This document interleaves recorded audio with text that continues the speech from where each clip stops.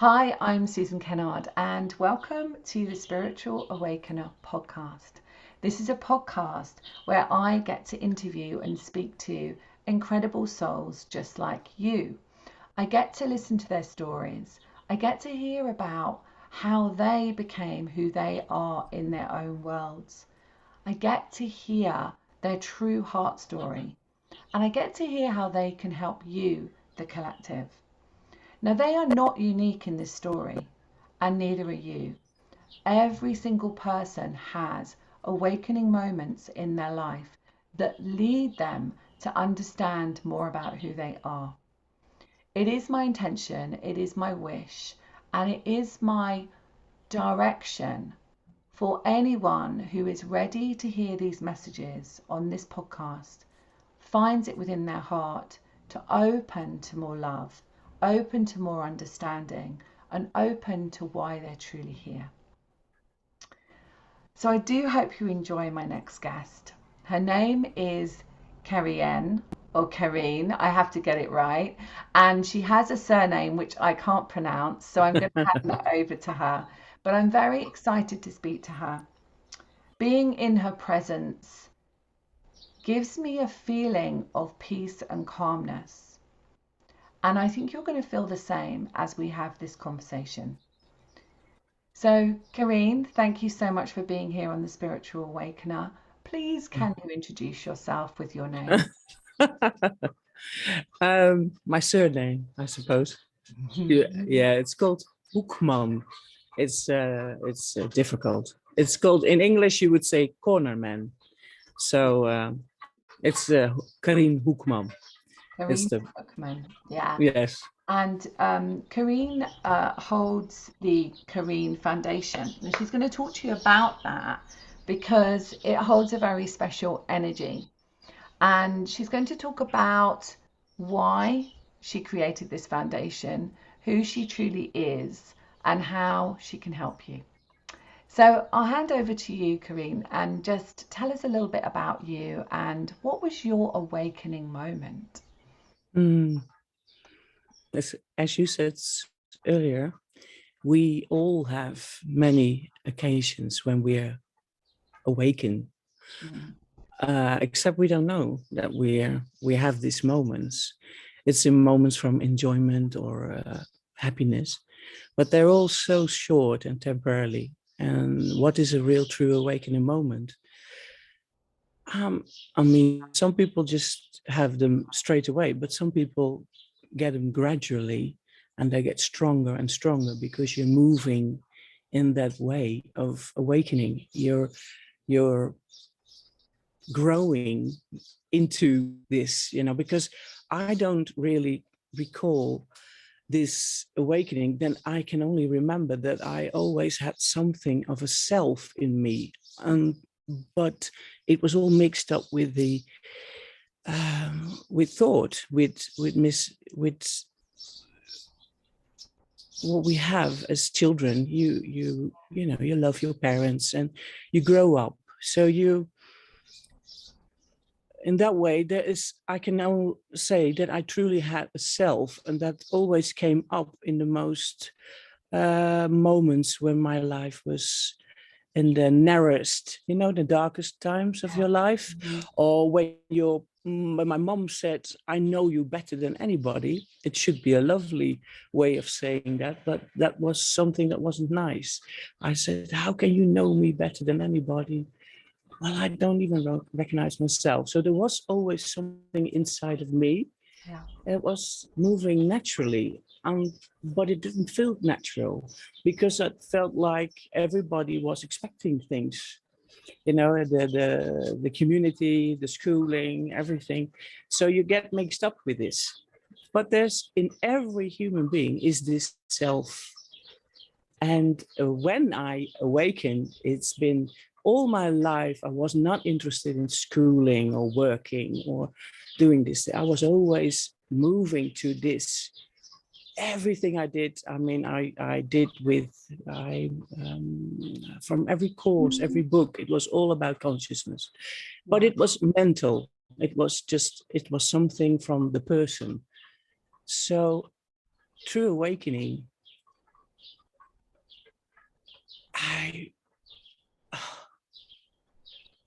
I can't. It's a gradual thing with Like a me. journey. So what I'm hearing from you is, Yes. you remind me a bit of my son, actually. I have a son and a daughter, but my son is very much, he, he doesn't really want to do the schooling or anything like that. And I am blessed that mine are home educated now, but, Okay. and living, you know, in a beautiful alignment with their soul and Yeah. their choices.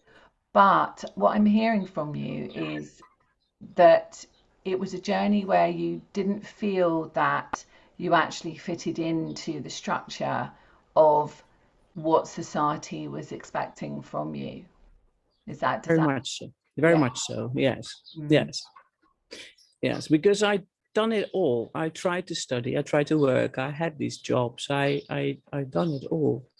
But it didn't give the fulfillment. I even started a job that was helping people, and I had a sort of practice, and I called it practice of the will.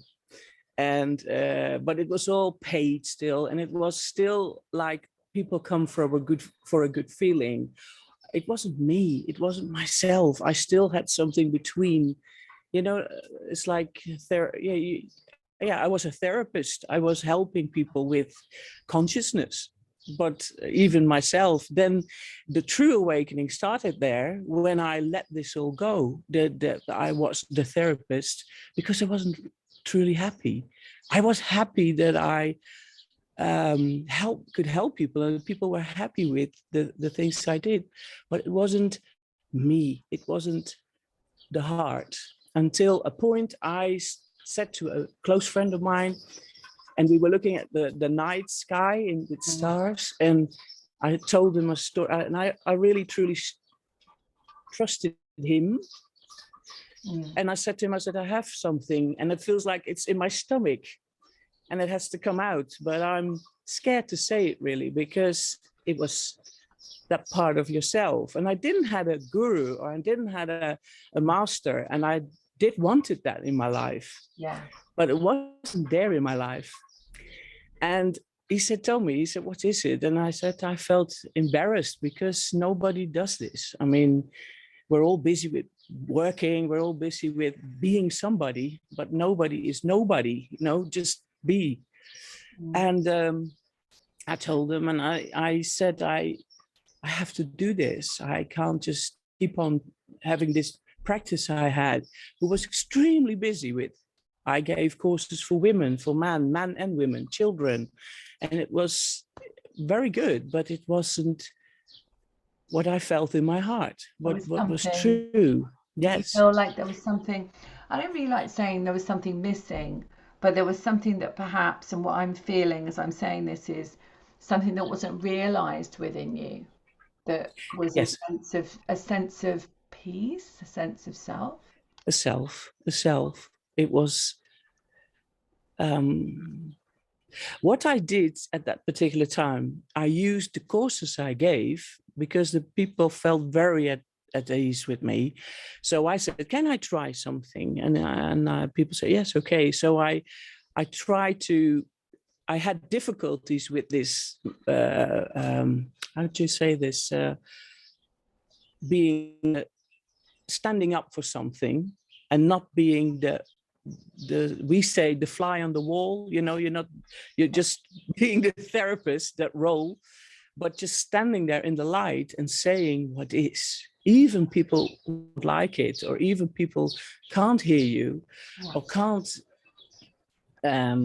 don't even know what you're talking about, just be there. And it sounds so simple, and there are loads of books written, but it's a internal process. And what I felt, there's so much to tell, really, actually, when we say Yeah, and when I'm we listening. I'm really listening to you because I feel like what I was, if it's okay for me to say, what I was getting a sense of as you were speaking was allowing the flow to come through you. And before we started recording this conversation, I was saying, Mhm. look, I don't have a prescription, I don't have a recipe, I don't have a way of doing this. I just allow the flow to happen. And I think that's what you're saying, is that instead of following necessarily a regime or the way of doing something, actually just being who you are,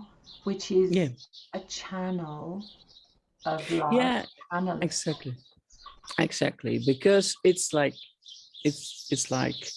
looking at a beautiful mountain or a beautiful view.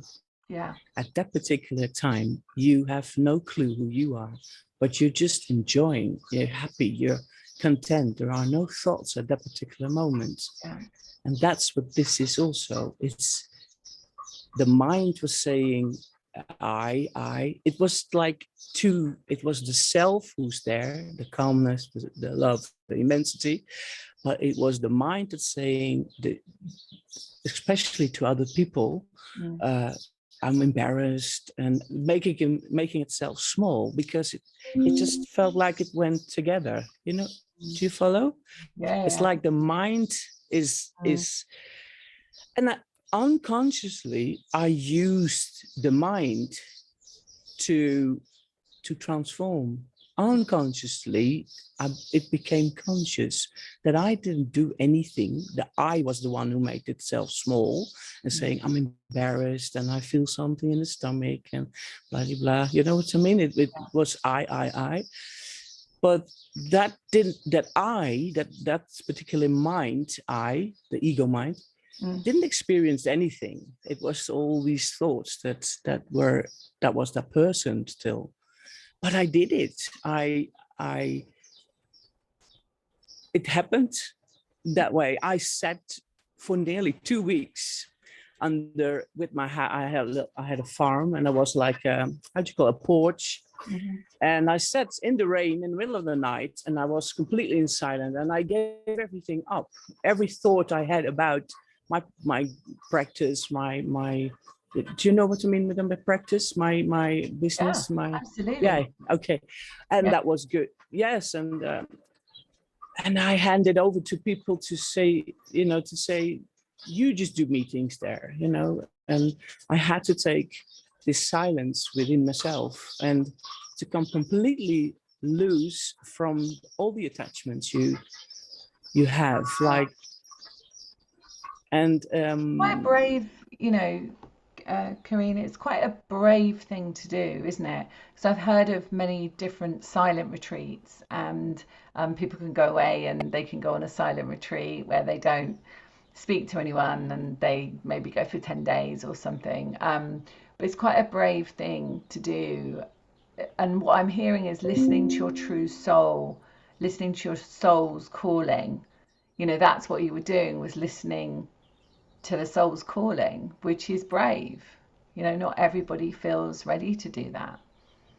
true, true. Mm, yeah, But it's the most beautiful thing we all have to do, really. And you can only feel this when you're open to it. yeah. People can stand next to me, looking at me, and don't see the love or the immensity they can feel in themselves, because the mind is so strong.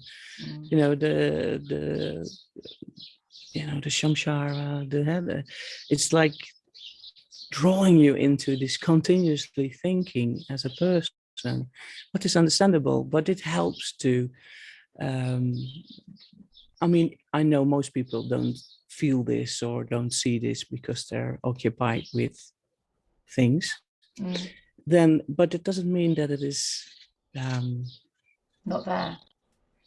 yeah, exactly, but healthy and calming. And the encounter with somebody who's very busy or very still very attached to their mind or their personalities, an encounter with this is can be immense. I've seen it many times when people come here and their partners feel this, and then the partner of somebody just fall on their knees and they open themselves. They go, what happens to me? What's happening to me? So Wow. it's, yes, it is very Mm. beautiful. It's very beautiful. So I just want to talk about that because you've led really beautifully into that, is that where you are sitting now, and for those of you listening to this on audio, Carien is sitting in this, you probably can hear the nature in the background, you can hear the birds, you can hear nature,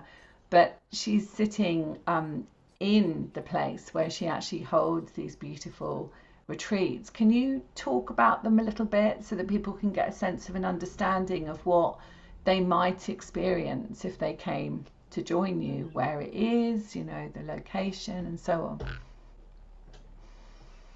Well, we're here located in Spain. I don't know why I went to Spain, but it's what it is. It's just what it is. It was the red earth, the color earth. I saw that it's your heart opens and you're at home. You feel this. The nature is wonderful. Yeah. But besides the nature, it's people come here for retreats, of course, for retreats, but they come and live with me also. Some are permanently here with me. Some come and they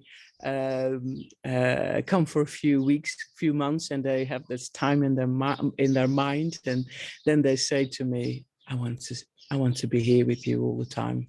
So it's like this. It's a calling. What I do, I live with you can say God or life source, isness. It's all these words you can, but I use life. As life itself. The most magnificent thing is life. And I use everything that is to do with life, like people, but also animals, plants, anything. I integrate it in your in here. So I have people here that hated flowers, and they love flowers now. They didn't like animals, and they love animals now, like themselves. You know, that it's like, it's what, if something inside of you wakens up to the truth, you will get in your natural being, and nature helps. It's all like supporting us. Animals tell us a lot about isness, being just what it is. The plants, anything. So I introduce anything to do with awakening, like life it is, and with human beings. And that's the difficult thing. It's we all okay with animals or nature, because that's not so difficult. Like awakening is not so difficult. Awakening is not difficult. What is difficult is the sustaining of awakening. It's the continued, we do once a week yoga, and then it's like, oh, busy, busy, busy, once a week yoga. That's not sustaining in awakening. Awakening is your true self. So you have to go through some difficulties in yourself. Like me, I've been through a lot. Like anybody who is bright in themselves, or like they come to their true self, they have this difficulty, because you need this difficulty. And what's so beautiful is human beings, because human beings, they don't really like each other. They have judgments. They color themselves in. We look at the way they look, we smell, the way we smell, and I make this integrating into the meditation, into the self-realization.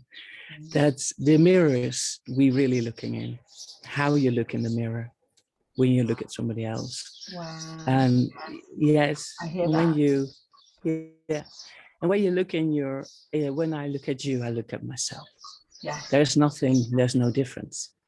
I mean, we can all see differences. That is simple. Mm-hmm. That is, but we don't see what really is there. And that's very important, that we are guided to that source, because it's there, it's here. Yeah. And when we truly awaken to this, it's party time. It's party time. And yes. The joy. So, when you're saying it's party time, I've got a couple of questions actually that are coming to me. I say here because this is where my intuition flows through. But Okay. for the purpose of the recording, the right side of me is where I feel I get a flow of consciousness coming through me with questions, just so people know. But essentially, what I'm feeling about that is that it is the mirror. I talk about quite a lot the mirror. So looking at your life as a mirror of you. And so as you start to see the mirror transform in the sense of conscious choices, and I have a question about that, but conscious choices, the people that surround you, the kindness, the warmth, the love, the opportunities to live your truth.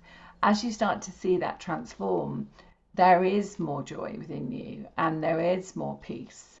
And I call that personally living your soul's mission, your purpose, remembering who you truly are in this divine plan, you know. Yes, yes. So remembering that you are this incredible soul having a beautiful life experience as just being human, right? Having a physical.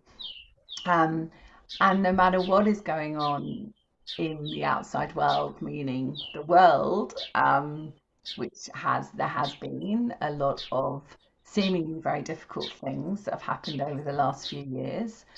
And whatever is going on in the world, when you come into that place of knowing who you truly are, none of it really feels difficult. Would you agree? No, no, because the only difficult anything, everything that makes it difficult is the thought. Yeah. Every thought, anything unnatural. So if we feel an unhappiness, we feel an distraction, we notice a, a, a how do you call it, a distance, Mm. or it's the mind that really does this, and we're addicted to it because it draws us to this problem we think we have or Yeah. we are, and that's an extremely strong tense in us. It's strong to go to something that draws our attention because of memory we had, or we think we have to solve things. Um, because the mind only works in more, more, more. You know, it's the mind likes to strive to things, so it likes to thinks it needs to be slimmer or better or smarter. It's always just like that. But we have a lot of knowledge. You can Google everything with this. You know, you can read thousands of books. It is true, but are we conscious yet? You know, that's the thing. Are we conscious yet? Is consciousness uh, already a part of us, in us? Is it in our yes, is it in our sight? Do we experience this? Do we really see that Mm. there is no unhappiness? Mm. Because it isn't, because everything just appears. Oh, I'm sorry, I've got Sorry. something. Mm. Sorry. Well, yeah. Everything appears the only true thing we have is that we continuously experiencing. Can I say that? Is that proper English? Experiencing. Yeah, we're continuing to experience things. Yes, and no mind at all.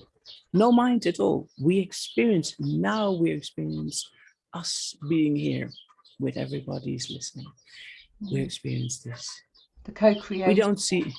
It's like a Yes. co-creation of heart energy and Yeah. presence is what I'm really feeling. So like a presence of listening and hearing. Yes, we can. If we would be silent enough, we can experience. Now we're experiencing. It's like it's so beautiful. It's like everything. Yeah, yeah. It comes in your experience, even your breath. It's not you, you're not your breath. It's just you experience this. But we're so occupied with the busyness in our minds, in our surroundings. We create our world so tight and so strict, and we have to do everything by the clock. We can't experience anything anymore because we only experience what we create, and we do is, the mind does this. And as soon as we interfere as a mind, as a person, the total experience of the self is not to be there anymore. We don't experience this anymore because the mind can't see business or life source itself. It can't. It only fictitious. How do you call this? I just say that you're making it up. You imagine. So you're awareness. imagining Yeah, you're imagining. We can talk about all these things, and it is good but you also give it all to the mind, and that's normal. It's the way we should look to ourselves. If I always say the true source is silence. The true source of us all here is silence. It's the immensity of silence. But if I sit here with you in silence, and you can feel my silence through my voice or through my appearance, but if I'm not saying anything, I will be a coward, I think. You have to move towards people in that way. And I can be sitting being ever so happy in silence. But yes, and that's what I do here. I move to people to tell them. And so that people understand that they can get a picture of what experience they would have. So they come in and they choose. Yeah. They're drawn, obviously, for whatever reason they're drawn to come and experience being with you. And yes. You, through your this is what I'm getting an understanding of, through your consciousness, through your heart, through your love, you speak to them if it's needed, and you're guided. And sometimes those things might be something that someone really needs to hear, but might not be what they want to hear. Exactly. But that is good, because that is the real, I see this as the truth, because that's the start of yourself, is when you hear something you don't want to hear, you're being moved. And like somebody here says, you move people, and you can move them in this higher self, but they don't want to. Some people really hate me, or they just go, oh, she's nothing, because they're being touched by something inside of themselves. I'm not doing anything. I'm just this. You're holding. Does it make sense? You're holding the space. Yes, but if you heal. Yes. So what if you're somebody who is very busy working or having a career, and you want consciousness in your life, but you don't want to give this up, of course, because that's me. I am this career, and this is what I do. And but then also it pays bills, so people. Yes, exactly. So it puts the light on, it pays the bills, it pays our mortgage, whatever it is. Exactly. And so it's that kind of stepping out of, how can we say it? Stepping out of a feeling that you need to do this to survive. Whereas if you were in the space of consciousness, everything is provided. Does that? Yes. It's the people that live here with me. I wish I could tell you this, because it's a too long story, of course. But I lived with very different kind of people. No one is the same. They all come from a completely different background, and they were very tight in their mind, extremely. So it was a whole journey for themselves and together.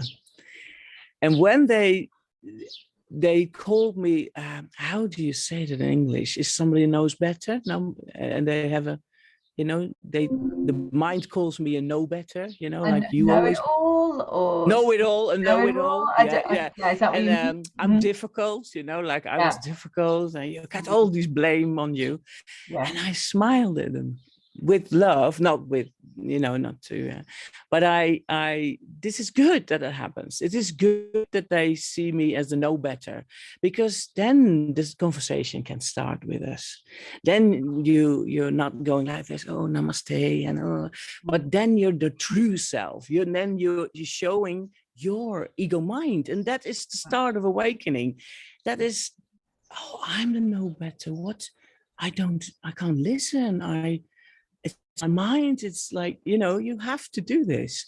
I'm not more or less, there is nothing to, nothing like that. It's just, and it is nothing like that either. It's the searching yourself.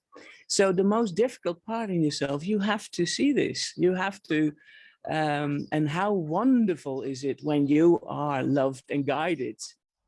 Yeah. With no depending. There is no depending. It's love. Love is no dependence. Love is free. Love is. So when you feel you're so free to become totally yourself, that's immense. That's the.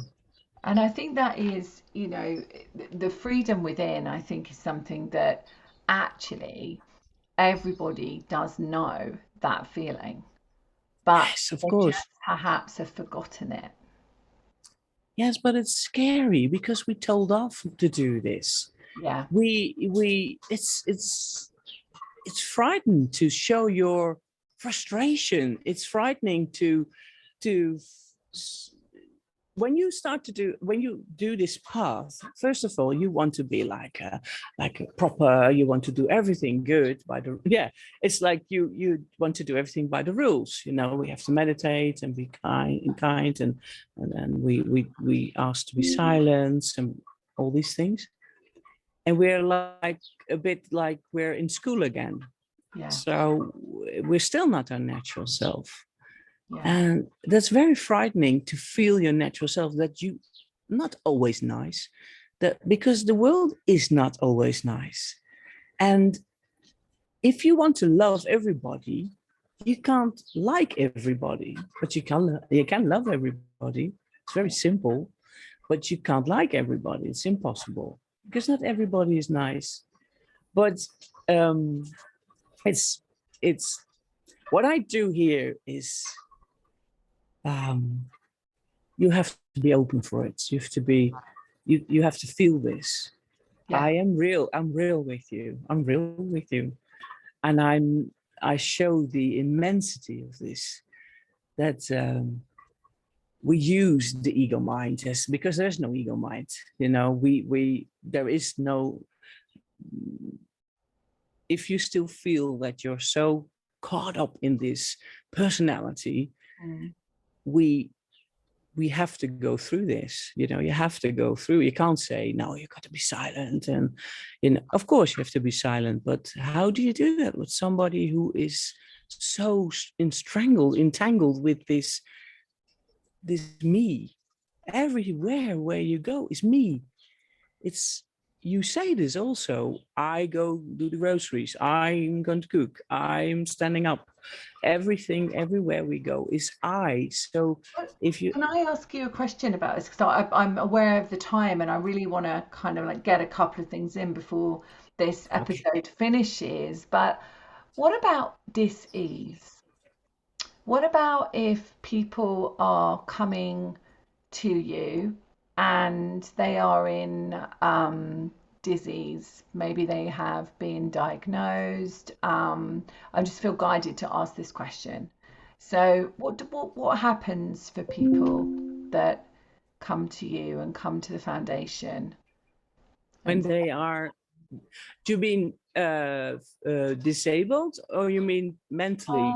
I think in every way, but maybe somebody has been given a diagnosis, because I find that when I help people and hold space for people, quite often they will come with something that has led them to be called to question why our physical body has shown that, or why something is continually happening in someone's life. And so they've then realized there's something else I need to look at. Yeah. So do you find that you have people that come to the sacredness of the retreat to heal themselves that way? Well, yes. Mm, It's difficult. It's not difficult for me to say, but it's yes. I mean, when people are with me or here on the terrain, mm, they love heals. It is true. Love does heal every wound. Love heals the hate and the darkness. So if we don't use the word love, but we feel the love, things happen. Because I have people with great headaches and they sit in the energy, the headache disappears because they start to listen, and like the cloud clears away from the mind. I have people in pain, or they have pain in the legs, and it's not there anymore. Um, you know that it happens, but it's mainly it is because of the mind. Is usually is when we're in pain, when we suffer from something physical, we is the mind is extremely strong at mhm. that particular time, because the attachments to the body is very strong. Yeah, It's the last thing really that goes. The mind we can sort of manage in a time. You can manage the mind, but the way the mind is entangled with the body is the body has also a memory of itself. It's not only your memory, but the yeah, body itself has a memory. yes, So the attachments, do you follow this? yeah, Yeah. absolutely. So yes, it is. That's the body itself is one memory. It remembers things, not with your doing. It does things. It remembers to smell. It remembers to look. It has all these incredible technology in it. So the body is the last sense of us that goes. That we're not the body. Um, but when we're in the essence of somebody or something that is so strong, Mm, you you are softened. You get softened. You're softened up. You get silent. You're happier. You can't explain it. It's the miracles that happens. But when we're mentally, I have to make a comment to this. If you truly have a mental like you're mm, going to, you have to see a doctor. You yeah, know what I mean? I'm not here to. mm, That's some diseases are better to cure in a hospital or with a doctor, mm. or what I mean. We're not doctors. Yeah, Uh, and I think it's great that you said that, because we have to yes. say that we're not doctors and we No. don't No. heal or cure No. anyone. And I think what I truly believe, from a real soul perspective, is that we are actually our own inner healers, and Yes, we are. we have that ability to tap into that inner knowing of that true divine love that we are, and Yes. that dis-ease is the absence of that remembering that we are that divine love. Yes. And as we Yes. come into that space of divine love of ourselves, and understanding that we're so much more than just this physical body, right? Then, as we remember that, I have noticed with people that their whole world transforms. So their physical body transforms, but also their relationships, also the situation that they live in, the energy, the whole energy of their life. Yes. Well, you So, have to.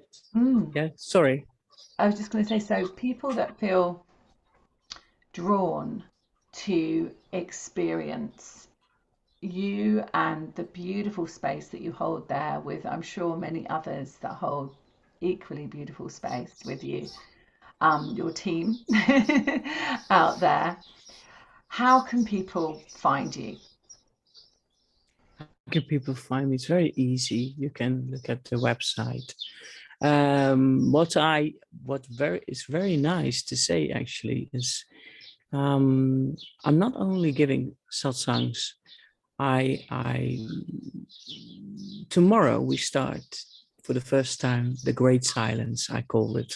Mm, It's 24 hours continuously wow. sitting in the presence of silence. It's night and day tomorrow. We start at 11 o'clock and we end the next following day at 11 o'clock. And we're in the presence of silence. It will be immense to feel the love and the immensity of the silence within. Wow. And after that, there is commenting for if people want to.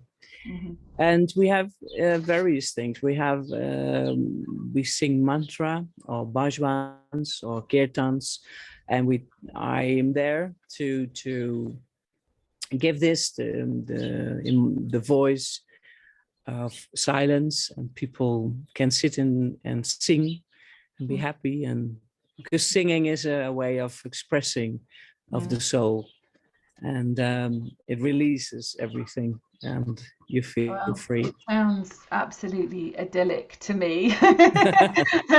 For someone who lives right by the sea, in nature, in a very calm, peaceful life. It sounds absolutely idyllic to But me. it wasn't always idyllic, and it wasn't it. No, absolutely. No, Same.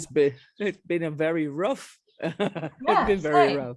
Yes. Same, but Yeah. that's as you said before, as we close this episode, as you said before, that when we're going through those aspects, then we're actually awakening in a deeper way, Yes.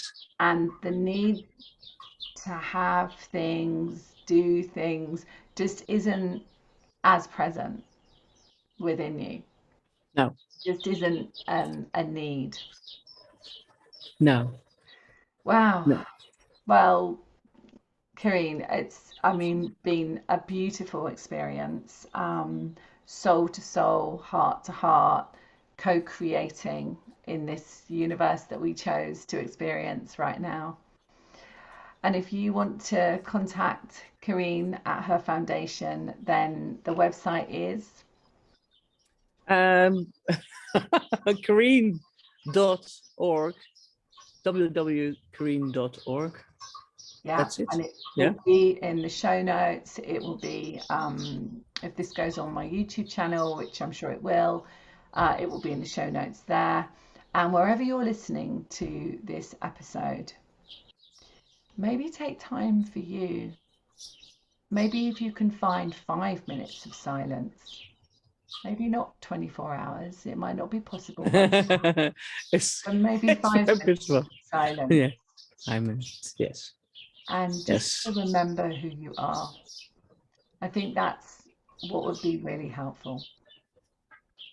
So thank you so much, Carien, for being here on the Spiritual Awakener podcast. I've had Pleasure. a really beautiful experience. Thank you, thank you, thank you. And if Thank you. you have a spiritual awakening story that you would like to share with me and my audience, I'd love to hear from you. You can find me at susankennard.co.uk. Much love for now. Thank you, thank you, thank you.